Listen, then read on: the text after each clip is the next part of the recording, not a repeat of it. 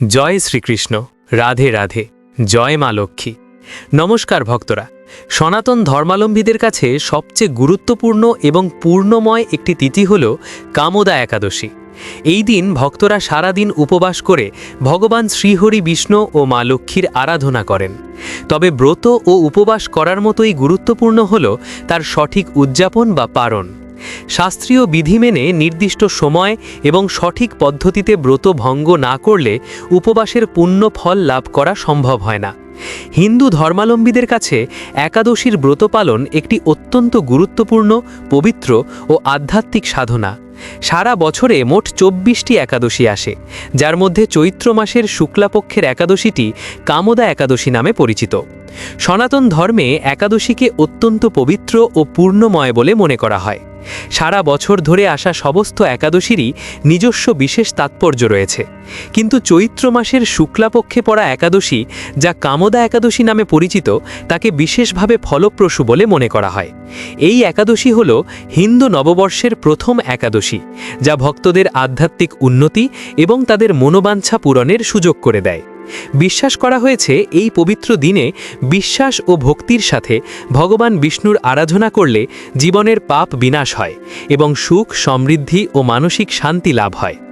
আজকের এই বিশেষ ভিডিওর মাধ্যমে আমরা জানব ২০২৬ সালে কামোদা একাদশী পালনের সঠিক সময়সূচি কখন থাকছে, শাস্ত্র অনুসারে পালন করার সঠিক নিয়ম ও পদ্ধতি, পালনের দিন কোন কোন খাবার গ্রহণ করা উচিত এবং কোনগুলি বর্জনীয়, পালনের দিন কোন কাজগুলি ভুল করেও করা যাবে না। তাই আজকের ভিডিওটি খুবই গুরুত্বপূর্ণ হতে চলেছে। আমার সকল ভক্তদের কাছে হাত জোড় করে অনুরোধ, ভিডিওটি শুরু থেকে শেষ অবধি সম্পূর্ণ মনোযোগ সহকারে দেখবেন। যদি ভালো লাগে অবশ্যই একটি লাইক করবেন আর কমেন্টে ভক্তিভরে লিখবেন জয় মা লক্ষ্মী বা জয় শ্রীহরি বিষ্ণু। কামদা একাদশীর গুরুত্ব ও পালনের প্রয়োজনীয়তা। কামদা একাদশী কেবল একটি উৎসব নয়, এটি অন্ধকার থেকে আলোর পথে ফেরার এক আধ্যাত্মিক যাত্রা। চৈত্র মাসের শুক্লপক্ষের দ্বাদশী তিথিতে এই উৎসব পালিত হয়। এই দিন ভক্তরা সারাদিন উপবাস পালন করে পূজা করেন, কিন্তু পূজা ও উপবাস শেষ হবার পর সবচেয়ে গুরুত্বপূর্ণ অংশটি হল পারণ। পারণ শব্দের অর্থ হল উপবাস ভাঙার প্রক্রিয়া। হিন্দু শাস্ত্রে যে কোনো ব্রত বা উপবাসের সমাপ্তি তখনই সফল হয় যখন তা বিধি মেনে সম্পন্ন হয়। কামদা একাদশীর ক্ষেত্রে পালনের সময়টি অত্যন্ত সংবেদনশীল। যদি কেউ নির্দিষ্ট সময়ের আগে বা অনেক পরে পালন করেন, তবে শাস্ত্রমতে ব্রতের পূর্ণ অর্জনে ব্যাঘাত ঘটতে পারে। শাস্ত্রীয় বিধান অনুযায়ী কামদা একাদশীর উপবাস ভাঙার জন্য একটি নির্দিষ্ট সময়সীমা নির্ধারণ করা আছে। সাধারণত দ্বাদশী তিথি শেষ হবার আগে এবং সূর্যোদয়ের পরবর্তী নির্দিষ্ট সময়ের মধ্যে পালন করতে হয়। কামদা একাদশী পালনের সঠিক সময় হল একাদশীর পরের দিন, অর্থাৎ সোমবার সকাল ৫:৩১ থেকে ৭:০৯ মধ্যে। এই সময়ের মধ্যেই পালন করতে হবে, কারণ এই সময়টি পালনের জন্য অত্যন্ত শুভ বলে ধরা হয়েছে। এই একাদশী পালন করলে আপনার জীবন সুখ, শান্তি ও সমৃদ্ধিতে ভরে উঠবে। সঠিক সময়ে পালন করার গুরুত্ব নিচে আলোচনা করা হলো। ১. শাস্ত্রীয় বিধিনিষেধ পালন। সনাতন ধর্মে প্রতিটি তিথি এবং সময়ের নিজস্ব মাহাত্ম্য রয়েছে। কামদা একাদশীর ব্রত শেষ হবার পর তিথি অনুযায়ী পালন করতে হয়। ভুল সময়ে পালন করলে তাকে ব্রতচ্যুতি হিসেবে গণ্য করা হয়। ২. শারীরিক ভারসাম্য বজায় রাখা। দীর্ঘ সময় নির্জলা বা ফলমূল খেয়ে উপবাস থাকার পর শরীরের বিপাকক্রিয়া ধীর হয়ে যায়। শাস্ত্রীয় বিধি মেনে সঠিক খাবারের মাধ্যমে পালন করলে শরীর দ্রুত শক্তি ফিরে পায় এবং কোনো শারীরিক জটিলতা সৃষ্টি হয় না। ৩. আধ্যাত্মিক শক্তি সঞ্চয়। মনে করা হয় উপবাসের সময় ভক্তরা যে আধ্যাত্মিক শক্তি অর্জন করেন তা সঠিক পালনের মাধ্যমে শরীরের প্রতিটি কোষে ছড়িয়ে পড়ে। অসময়ে খাদ্য গ্রহণ করলে সেই একাগ্রতা নষ্ট হতে পারে। কামোদা একাদশী পালন করার নিয়ম। কামোদা একাদশীর ব্রত পালনের পূর্ণ ফল লাভের জন্য পালন বা উপবাস ভঙ্গের নিয়মাবলী জানা অত্যন্ত জরুরি। শাস্ত্র অনুসারে কেবল ব্রত করলেই চলে না, সঠিক বিধি মেনে তা সম্পূর্ণ করতে হয়। নিচে কামোদা একাদশী পালনের বিস্তারিত নিয়ম ও পদ্ধতি আলোচনা করা হলো। পালনের দিন সকালে সূর্যোদয়ের আগে ঘুম থেকে ওঠা উচিত। এরপর স্নান সেরে পরিষ্কার ও শুদ্ধ বস্ত্র পরিধান করতে হবে। মনে রাখবেন, শরীর ও মন উভয়ই যেন শুদ্ধ থাকে। স্নানের জলে সামান্য গঙ্গাজল মিশিয়ে নেওয়া অত্যন্ত শুভ বলে মনে করা হয়। পারণ করার ঠিক আগে বাড়ির ঠাকুরঘর বা মন্দিরে ভগবান শ্রীহরি বিষ্ণুর বিশেষ পুজো করতে হবে। ভগবান বিষ্ণুকে গঙ্গাজল, দুধ বা পঞ্চামৃত অর্পণ করুন। ধূপ, দীপ, প্রদীপ জ্বালিয়ে ভগবান বিষ্ণুর আরাধনা করুন। ভুলবশত উপবাসের সময় কোনো ত্রুটি হয়ে থাকলে ভগবান শ্রীহরি বিষ্ণুর কাছে ক্ষমা প্রার্থনা করুন। এরপর নৈবেদ্য বা ভোগ নিবেদন করতে হবে। ভগবান শ্রীকৃষ্ণ বা বিষ্ণুকে নিরামিষ ভোগ নিবেদন করুন। সাধারণত মিষ্টি পায়েস বা ফল দিয়ে ভোগ নিবেদন করা হয়। এই ভোগ পরবর্তীতে প্রসাদ হিসাবে গ্রহণ করে উপবাস ভঙ্গ করতে হয়। ব্রাহ্মণ ভোজন ও দান। পারণের প্রধান অঙ্গ হল দান। নিজে আহার করার আগে কোনো ব্রাহ্মণকে ভোজন করানো বা চাল, ডাল, ফল ও বস্ত্র দান করা অত্যন্ত পুণ্যদায়ক। যদি ব্রাহ্মণ পাওয়া না যায় তবে কোনো অসহায় বা ক্ষুধার্ত ব্যক্তিকে অন্ন দান করুন। শাস্ত্রমতে অন্যকে খাইয়ে নিজে খেলে সেই আহার অমৃত সমান হয়। প্রসাদ গ্রহণ ও উপবাস ভঙ্গ। প্রথমে ভগবানের চরণামৃত বা সামান্য প্রসাদ মুখে নিয়ে উপবাস ভঙ্গ করুন। এরপর সাত্ত্বিক আহার গ্রহণ করতে হবে। মনে রাখবেন, দীর্ঘ সময় খালি পেটে থাকার পর হঠাৎ ভারী খাবার খাওয়া স্বাস্থ্যের জন্য ক্ষতিকর হতে পারে। পারণের খাবারে পেঁয়াজ, রসুন বা কোনো প্রকার আমিষ দ্রব্য থাকা চলবে না। চাল ও ডাল দিয়ে তৈরি হালকা খিচুড়ি পেটের জন্য আরামদায়ক। ফলমূল, টাটকা ফল ও শরবত শরীরের জলের অভাব পূরণ করে। নিরামিষ সবজি, অল্প মশলাযুক্ত লাউ বা পেঁপের তরকারি খাওয়া যেতে পারে। পারণের দিন ভক্তির সাথে কাটানো উচিত। এই দিন কারো সাথে বিবাদ করা, রাগ করা বা মিথ্যা কথা বলা বর্জনীয়। সারাদিন ভগবানের নাম স্মরণ করলে আধ্যাত্মিক শান্তি বজায় থাকে। কামোদা একাদশীর উপবাস ভঙ্গের দিন অর্থাৎ পারণের তিথিতে শাস্ত্রীয় নিয়ম মেনে একটি বিশেষ কাজ করলে ভক্তের জীবনে প্রচুর সৌভাগ্য এবং ভগবান বিষ্ণুর অশেষ কৃপা লাভ হয়। এই কাজটি হল অন্নদান ও গো সেবা। কামোদা একাদশীর ব্রত শেষ করে নিজে আহার গ্রহণের আগে কোনো তৃষ্ণার্থ বা ক্ষুধার্ত জীবকে ভোজন করানো পরম পুণ্যদায়ক। নিজে এই কাজটি করার সঠিক পদ্ধতি এবং এর মাহাত্ম্য বিস্তারিতভাবে আলোচনা করা হলো।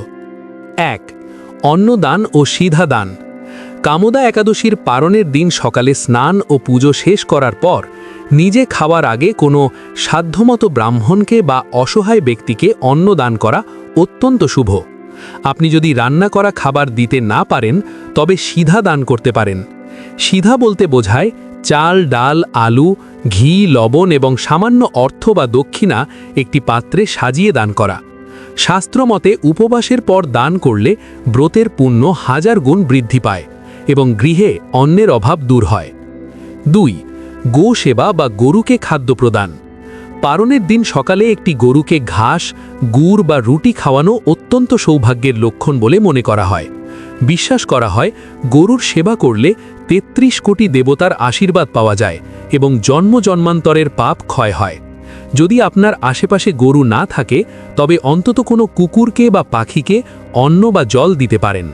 পশুপতি আশীর্বাদ পেতে হলে পশুদের প্রতি দয়া প্রদান করা একান্ত প্রয়োজন। শাস্ত্রে বলা হয়েছে একাদশীর পরের দিন দান করলে ভক্তের আর্থিক অনটন দূর হয় এবং মা লক্ষ্মী প্রসন্ন হন। দান ও সেবামূলক কাজের মাধ্যমে কুণ্ডলীর অশুভ গ্রহের প্রভাব কমে যায়। বিশেষ করে শনি ও চন্দ্রের দোষ কেটে যায়। মানসিক শান্তি, ত্যাগের মাধ্যমে যে আনন্দ পাওয়া যায় তা মনকে পবিত্র করে এবং দীর্ঘস্থায়ী সুখ প্রদান করে। শাস্ত্রে বলা হয়েছে শুভ মুহূর্তে করা পুজো পাঠ কখনো বিফলে যায় না। এটি সর্বদা কল্যাণ ও লাভ প্রদান করে। তাই আপনারা যে কোনো পুজো পাঠ আমাদের জানানো শুভ মুহূর্ত অনুসারে করুন, তবেই পূর্ণ ফল লাভ হবে। এই একাদশীতে পিতৃতর্পণ অবশ্যই করা উচিত। যদিও প্রত্যেকটি একাদশীতেই পিতৃতর্পণ অত্যন্ত গুরুত্বপূর্ণ, তবে চৈত্র মাসে তিল মিশ্রিত জল দিয়ে তর্পণ করলে পিতৃপুরুষরা অধিক তৃপ্তি লাভ করে। একাদশীর দিনে একটি তামা বা পিতলের লোটো নিন। প্রথমে তাতে অল্প গঙ্গা জল দিন, তারপর তাতে বিশুদ্ধ জল ভরুন। সম্ভব হলে কিছু কালো তিল দিন এবং একটি সাদা ফুল অর্পণ করুন। এরপর একটি আসন পেতে দক্ষিণ দিকে মুখ করে বসুন। লোটোটি সামনে রাখুন। এরপর ভগবদ্গীতার 7ম অধ্যায় মনোযোগ দিয়ে শ্রবণ করুন। শ্রবণ শেষে তার পুণ্য ফল পিতৃপুরুষদের উদ্দেশ্যে অর্পণ করুন।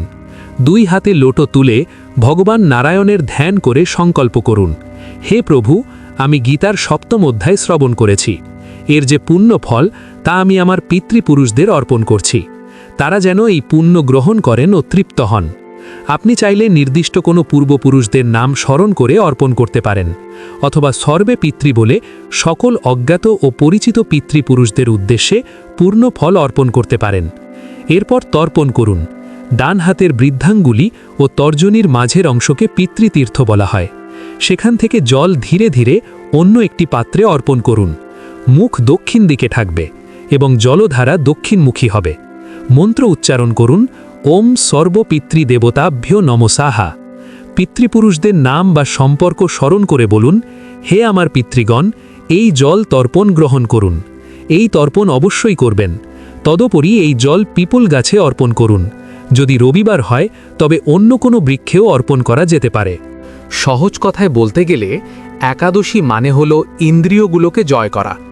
আমরা প্রতিদিন যা খাই বা করি তার থেকে একদিন বিরতি নিয়ে ঈশ্বরের সান্নিধ্যে থাকাই হলো আসল নিয়ম। যারা জটিল নিয়ম মানতে পারেন না তারা অন্তত এই দিন আমিষ বা চাল ডাল না খেয়ে সারাদিন মনে মনে ভগবানের নাম স্মরণ করলেও কামদা একাদশী কৃপা লাভ করতে পারেন। একাদশীর ব্রত পূর্ণ ফল লাভের জন্য খাদ্যাভ্যাসের নিয়মাবলী কঠোরভাবে পালন করা অত্যন্ত জরুরি। শাস্ত্রে একাদশীর দিন অন্ন গ্রহণকে পাপ ভক্ষণের সমান বলা হয়েছে। নিচে একাদশীতে কি কি খাওয়া যাবে এবং কি কি বর্জন করতে হবে তার একটি পূর্ণাঙ্গ ও বিস্তারিত তালিকা দেওয়া হলো। বর্জনীয় খাবার, যা একদমই খাওয়া যাবে না। একাদশীর দিন মূলত পঞ্চ রবিশস্য বর্জন প্রধান নিয়ম। এই 5টি শস্যের মধ্যে একাদশীর দিন পাপ পুরুষ অবস্থান করেন বলে বিশ্বাস করা হয়। ধান ও চাল জাতীয় দ্রব্য, চাল, ভাত, মুড়ি, চিঁড়ে, খই, চালের গুঁড়ো বা চাল দিয়ে তৈরি কোনো পিঠা পায়েস খাওয়া সম্পূর্ণ নিষিদ্ধ। গম ও গম জাতীয় দ্রব্য, আটা, ময়দা, সুজি, রুটি, লুচি, পরোটা, বিস্কুট বা কেক এইসব কিছুই খাওয়া যাবে না। ভুট্টা, পপকর্ন বা কর্নফ্লাওয়ার বা জবের তৈরি কোনো খাবার খাওয়া যাবে না। সব ধরনের ডাল, মুসুর ডাল, কলাই, অরহর, মটরশুঁটি এবং ডাল দিয়ে তৈরি বড়ি বা বেসন সম্পূর্ণ নিষিদ্ধ। রান্নায় সরিষার তেল বা তিলের তেল ব্যবহার করা যাবে না। এমনকি খাবারে সরিষা ফোড়ন দেওয়াও নিষেধ। অন্যান্য নিষিদ্ধ বিষয়, পেঁয়াজ, রসুন এগুলো তামসিক খাবার হিসেবে গণ্য করা হয়, তাই একাদশীতে এগুলোর ব্যবহার নিষিদ্ধ। রান্নায় সাধারণ লবণের পরিবর্তে সৈন্ধব লবণ বা রক সল্ট ব্যবহার করা যেতে পারে। আমিষ আহার, মাছ, মাংস, ডিম তো বটেই, এমনকি মধু গ্রহণ করাও শাস্ত্রে নিষিদ্ধ বলা হয়েছে। গ্রহণীয় খাবার বা অনুকল্প আহার, যারা নির্জলা উপবাস করতে পারেন না তারা নিচে দেওয়া খাবারগুলি গ্রহণ করে ব্রত পালন করতে পারেন। একে অনুকল্প আহার বলা হয়। ফলমূল, সব ধরনের টাটকা ফল যেমন আপেল, কলা, পেয়ারা, আঙ্গুর, কমলা, বেদানা ইত্যাদি খাওয়া যাবে। দুগ্ধ জাতীয় দ্রব্য, গরুর দুধ, মিষ্টি জাতীয় খাবার, বাড়িতে তৈরি টাটকা ছানা বা পনির, কিন্তু তাতে যেন বাইরের কোনো শস্য বা মশলা না থাকে।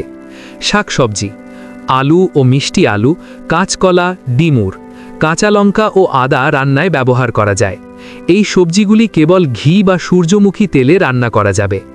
বাদাম, চীনা বাদাম, কাজু বাদাম, পেস্তা বাদাম বা কাঠবাদাম গ্রহণ করা যায়। ঘিয়ে ভাজা খাবার একাদশীর ভালো খাবার। সাবুদানার খিচুড়ি বা পায়েস দুধ ও চিনি দিয়ে এবং আটা দিয়ে তৈরি খাবার গ্রহণ করা যায়। রান্নার ক্ষেত্রে বিশেষ নিয়ম, একাদশীর রান্না অবশ্যই আলাদা পরিষ্কার পাত্রে এবং নতুন ও ধোয়া কাপড়ে করা উচিত। রান্নায় কেবল ঘি বা সূর্যমুখী তেল ব্যবহার করবেন। হলুদ বা বাইরের কেনা কোনো গুঁড়ো মশলা, যাতে অনেক সময় চাল বা ডালের গুঁড়ো মেশানো থাকে, তা ব্যবহার করবেন না। জিরে বা গোলমরিচ বাড়িতে গুঁড়ো করে ব্যবহার করা ভালো। সব খাবারে সৈন্ধব লবণ ব্যবহার করতে হবে। প্রিয় বন্ধুরা, ভিডিওটি দেখে যদি ভালো লাগে এবং উপকৃত হয়ে থাকেন তাহলে অবশ্যই একটি লাইক করবেন এবং আমাদের চ্যানেলটি সাবস্ক্রাইব করে পাশে থাকা বেল বাটনটি অন করে রাখবেন। এতে আমরা নতুন ভিডিও বানানোর জন্য অনুপ্রেরণা পাই। আমার সকল দর্শক বন্ধুদের উপর ভগবানের কৃপা বর্ষিত হোক। ধন্যবাদ।